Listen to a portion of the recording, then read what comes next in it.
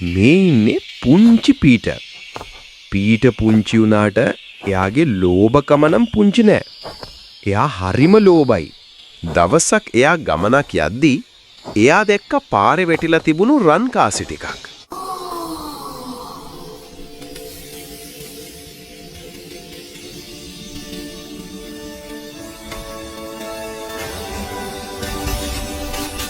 Peter ඉක්මනින් ඒවා අහුලලා තමන්ගේ මල්ලට දාගත්තා.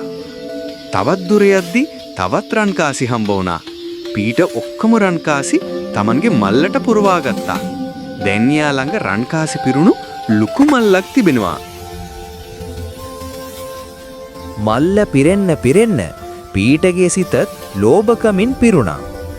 පාරේ තිබෙන කාසි වෙනත් අය අහුලා ගනීවි කියන බයට පීට දුවන්නත් පටන් ගත්තා. පීට තවත් කාසි එකතු කළා. දැන් පීටට ගොඩාක් පිපාසයි.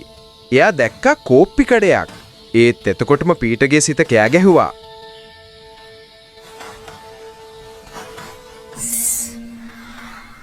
I don't want coffee. I want more money. පීටගේ හිත කෑ ගැහුවා. කෝපි එපා. තව සල්ලි ඕනේ. ඉතින් පීට බරට බරේ සල්ලි මල්ලත් හිස මට තබාගෙන ඉදිරියටම ගියා. මල්ල පිරීලා ඉතිරිලා ගියා. ඒත් පීටගේ සිත නම් පිරුණේම නෑ. අවසානයේ පීටර් කාසි මල්ලත් එක්ක බිම ඇද වැටුණා. කාසි ගොඩක් ළඟ තියාගෙන ලෝභකමට කෝපීටක්වත් නොබී හිටපු පීට අවසානයේදී කාසි පිරුණු මල්ලක් ළඟ තියාගෙන වතුර ටිකක්වත් නැතුව පිපාසෙන් මීඩියා.